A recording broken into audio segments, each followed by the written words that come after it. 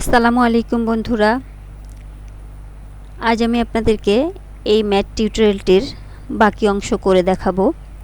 আগের ভিডিওতে আপনি একটি অংশ করে দেখিয়েছিলাম, এখন আমি আপনাদেরকে নেক্সটের অংশটুকু করে দেখাবো, অর্থাৎ ফাইনাল অংশটুকু আমি করে দেখাবো।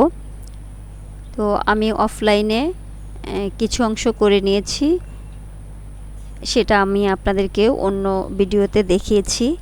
এখন আমি বাকি কাজটুকু আপনাদেরকে করে দেখাচ্ছি।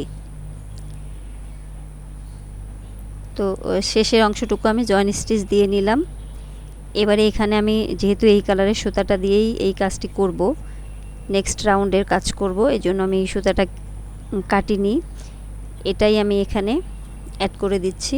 তো আমি স্লিপ স্টিচের সাহায্যে যেখানে আমি কাজ করব সেখানে চলে আসলাম। এখানে আমি 3টি চেন করে নিচ্ছি, অর্থাৎ আমি যেখানে ডাবল কুশি করেছিলাম ফাঁকা স্পেস রেখে একটি চেনের গ্যাপে, তো সেই গ্যাপেই আমি কাজ করে নিচ্ছি। আমি প্রথমে 3টি চেন করেছি এবং সেম গ্যাপেই আমি ইনকমপ্লিট ডাবল কুশি করে নিচ্ছি 4টি।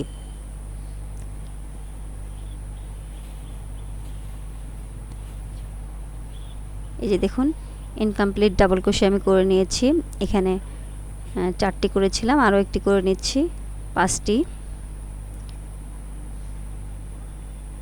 আপনারা এখানে সুতার থিকনেস বুঝে এই ডাবল কুশি করে নিতে পারবেন কম বেশি করে।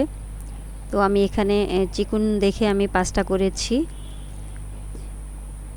তো আমি সবগুলো একসাথে বের করে একটি পপ স্টিচ তৈরি করে নিলাম। এবার আমি নেক্সট যে গ্যাপ আছে এই গ্যাপের মধ্যেও আমি ইনকমপ্লিট ডাবল কুশি করব 5টি। আমার 2টি হলো, 3টি, 4টি, 5টি। এই 5টি আমি একবারে লুপ বের করে নিব এবং এখানে একটি চেন করে দিলাম। এখানে আমার 2টি পপ স্টিচ তৈরি হলো। তো নেক্সট স্টিচেও আমি সেম প্রসেসে পপ স্টিচ তৈরি করে নিচ্ছি। এখানে একটা পাপড়িতে আমি টোটাল 6টা পপ স্টিচ তৈরি করব। 6টা পপ স্টিচ তৈরি করে আমি একটা ফুল তৈরি করব। তো এই জন্য আমি 6টি পপ স্টিচ তৈরি করে নিচ্ছি। পরপর আমার 3টি হয়েছে, আমি আরও 3টি করে নিব।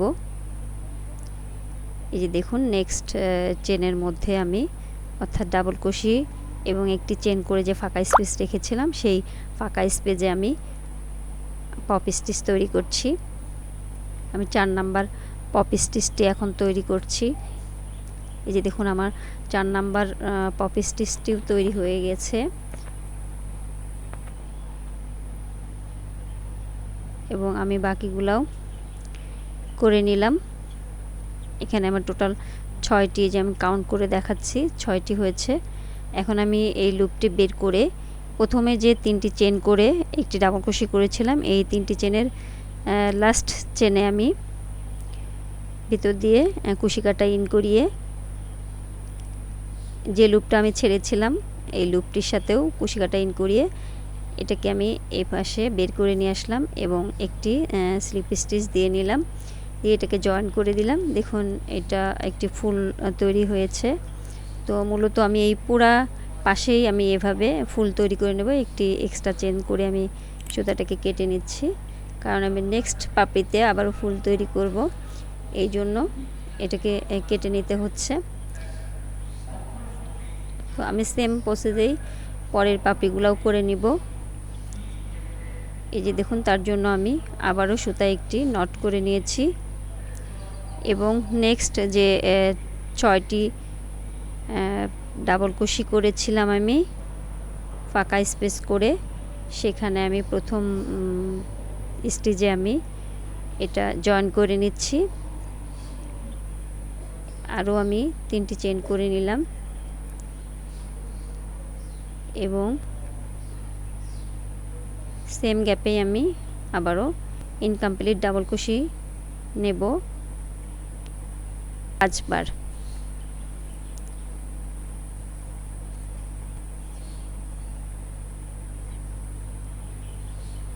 এই যে দেখুন আমি একবারে সবগুলো বের করে একটি পাপি স্টিচ তৈরি করে নিলাম। তো নেক্সটেও আমি এভাবেই তৈরি করে নেব। সেম প্রসেস ফলো করেই আপনারা সাইডের পুরো অংশটা করে নিতে পারবেন। তো আমি আপনাদেরকে বোঝানোর সাথে আবারও করে দেখাচ্ছি পপ স্টিচ। এই যে দেখুন দ্বিতীয়টাও আমার হয়ে গেছে, আমি দ্বিতীয়টা কমপ্লিট করলাম। এভাবে সবগুলো করে নেব। দেখুন আমি অফলাইনে কিছু অংশ করে নিয়েছি সেম প্রসেস ফলো করে। এবারে বাকি অংশটাও আমি করে নেব অফলাইনে। তারপরে কমপ্লিট করে এই যে আপনাদের কাছে ফিরে আসলাম। এই যে দেখুন ফাইনাল লুক এটা। আমি সুতাগুলা কাজের পিছন দিয়ে হাইড করে নিয়েছি নিডলের সাহায্যে, আপনারাও হাইড করে নিতে পারবেন। এই যে দেখুন সুন্দর একটা ম্যাট তৈরি হয়ে গেল। তো এটাই ছিল মূলত এই ম্যাটের ফাইনাল লুক। তো আপনারাও খুব সহজে এ ধরনের সুন্দর সুন্দর ডিজাইন দিয়ে আপনারা ম্যাট তৈরি করে নিতে পারবেন। এখানে আমি আমার পছন্দ মতো কালার